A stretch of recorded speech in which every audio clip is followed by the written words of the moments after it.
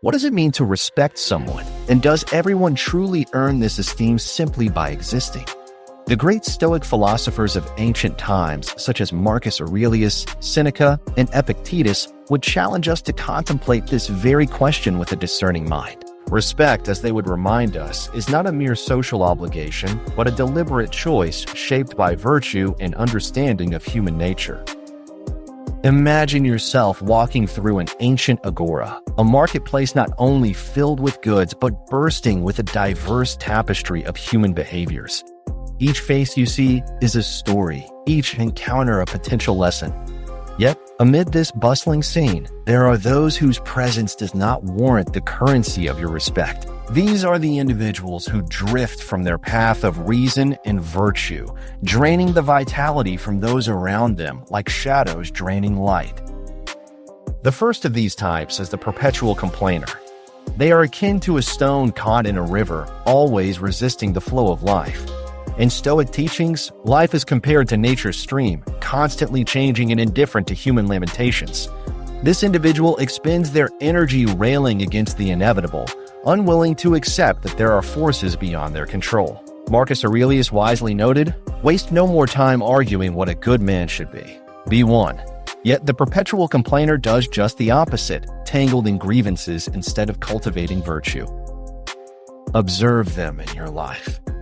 Each complaint they voice is a pebble placed in your pocket, weighing you down with burdens that are not yours to carry.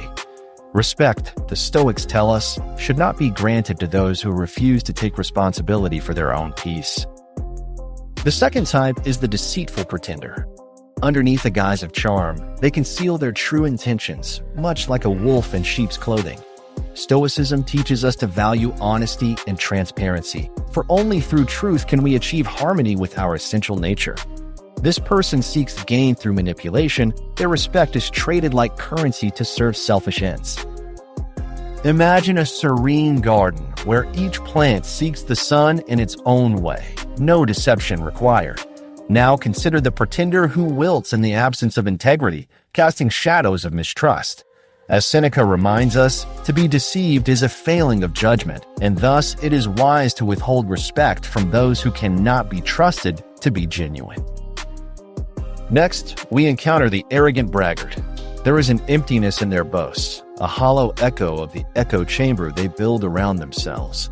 Their pride is inseparable from insecurity, and they believe the universe revolves around their personal whims. Yet, the Stoic view is grounded in humility, understanding that we are but small parts of a greater whole. Look to the stars, each a point of brilliance, yet part of a constellation that tells a larger story. The braggart cannot see beyond their own singular glow.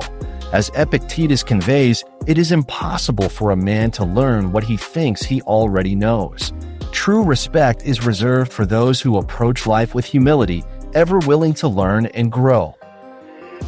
The fourth type is the eternal victim, resigned to their roles as if life grants them no agency. Wrapped in the cloak of self-pity, they see themselves at the mercy of fate, unable to accept the Stoic truth that suffering is a choice. Our reaction to events, not the events themselves, defines our experience. In a single turn of perception lies the power to transform our lives. Reflect on the weathered trees that line your path. They stand resilient against storms, their strength not determined by circumstance, but by the roots they nurture. Yet, the eternal victim does not anchor themselves in self-responsibility, believing the wind will dictate their destiny. Our respect belongs to those who actively cultivate resilience, despite life's tempests.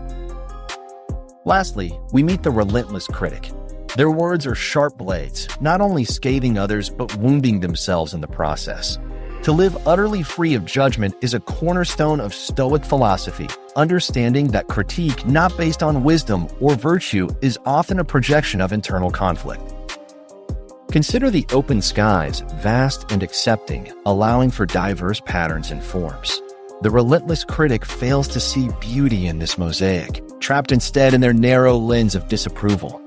As encouragement to cultivate inner peace, we should reserve our respect for those who look upon the world with understanding rather than scorn. In contemplating these archetypes, we learn an essential Stoic principle: true respect must be aligned with virtue, recognizing within ourselves and others a striving towards moral excellence. Respect, in its truest form, is not simply given but earned through integrity, resilience, and an unwavering commitment to personal growth. As you step back from the ancient agora of your mind, carrying with you the wisdom of Stoic philosophy, you are reminded that self-respect must come first. In respecting ourselves, we align our actions with virtue, setting a standard for the harmony we seek with others. So, the question I leave with you is this: who in your life truly deserves your respect, and how might choosing carefully who to honor elevate both your life and theirs? Let us embrace this delicate balance and journey forward with the calm intensity of the Stoics, always mindful of the dignity we choose to extend.